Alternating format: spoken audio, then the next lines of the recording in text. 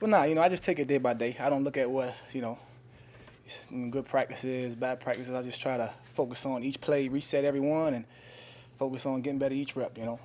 I'm, I did good, but I did some things that I wish I could have done better as well. Was today blitz install day? Seemed like you guys were coming for every angle.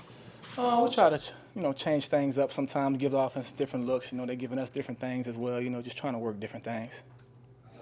Obviously, the news about Jalen kind of being sidelined for some time with his surgery. Mike said that he spoke to the team and you guys were kind of moving. Tell us exactly what he said. Yeah, What was kind of the overall message and No, it was just, I like to pretty much just keep that, confidential for Jalen. If he want to speak on that, I would want to let him, speak on his behalf. But he came, spoke to us, and, he just let us know he was in good spirits, and he wanted us to be in good spirits for him as well.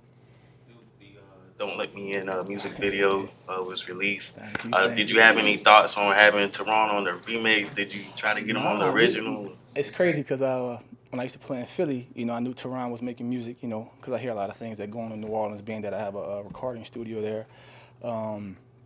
And I told him about his music a couple years ago, and now we together, and we definitely talked about hitting the studio a couple times together, and we definitely gonna make that happen for sure. I love Teron's music as well. What do you love about music?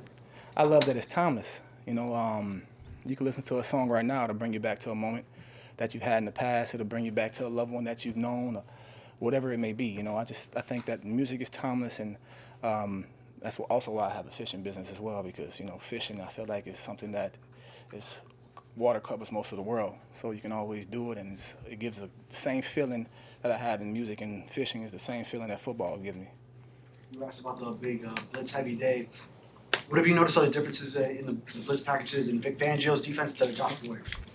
A lot of similarities, a lot of differences. Don't want to go into too much detail, because we trying to, it's new to us as well, and we still trying to work everything out and get all the terminology down. And it's a lot of great things for us. I feel like, though, a lot of great changes, and a lot of, I guess you could say, a lot of guys being more involved as well.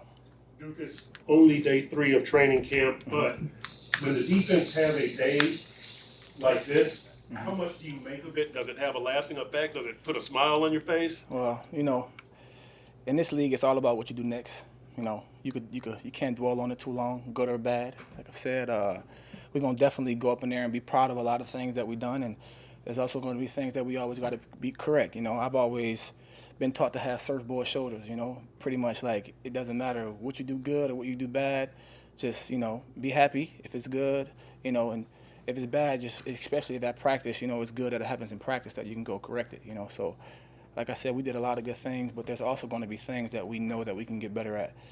I mean, as good as you can be, I've always, for myself, try to look at myself and never look at everything that I do good, because as a pro, I feel like that's what you're supposed to do. So it's just like owning the details and trying to get a half a step better each day, regardless of what it may be.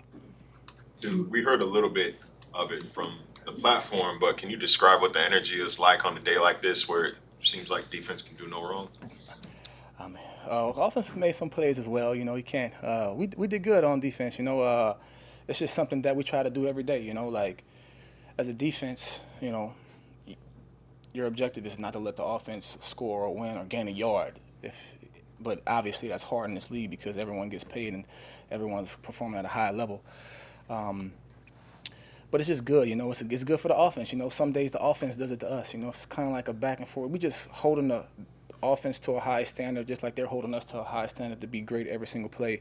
And you see guys, celebrating and being loud and being happy. It's just pretty much creating game environments every single practice. Because that's how it's going to be if we want to go where we want to go at.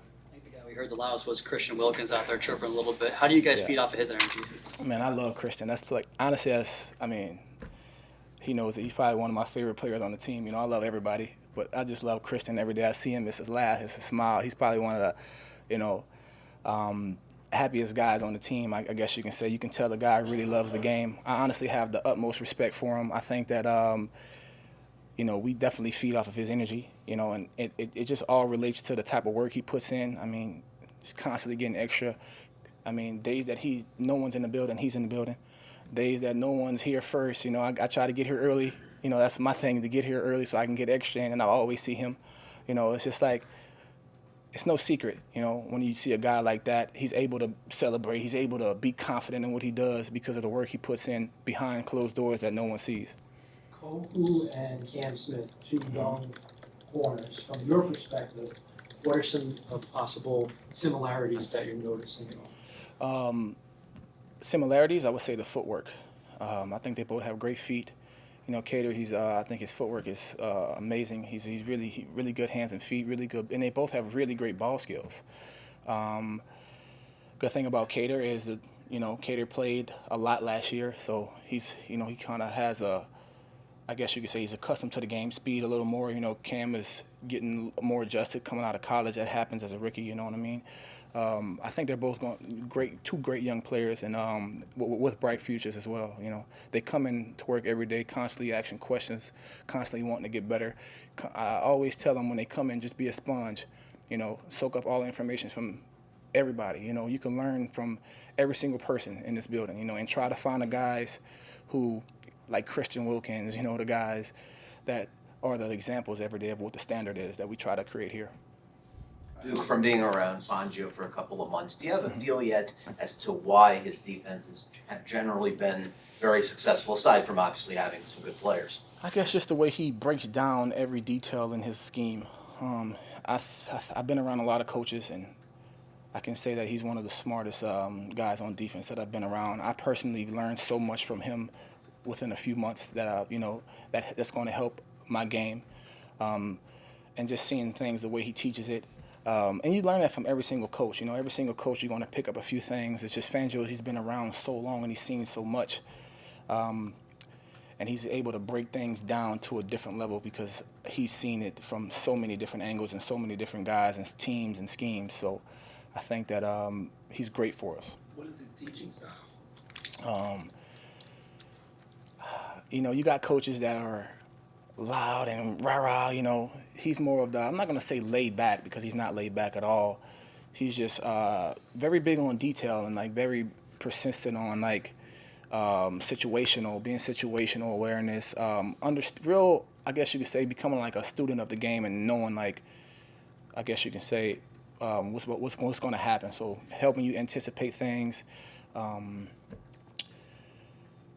It's kind of hard to explain, but he's like one of the best he's like a guru to me, you know. So I try to, like, anytime he talks, I try to write everything he says, because if I want to coach one day, I want to, you know, take some of his stuff and use it as well. How have you seen Channing Tindall grow coming into his second training camp? Just like, you know, your second year, the game kind of slows down for you. Channing, he's definitely getting better. He's learning. He's understanding the game a little more. He's picking up on things better. He's coming to work every day. He's trying to get better. He's asking questions. He's doing way better than I'm not gonna say way better. He's improving. You know, he's definitely improving. He's coming in doing what he's supposed to. He's understanding that, you know, what the league is. You know, like, we got high expectations from every single person in the building. You know, and that's if you're gonna be on an active day and you're gonna be ready to go, we're gonna need everyone to be at the same level. You know.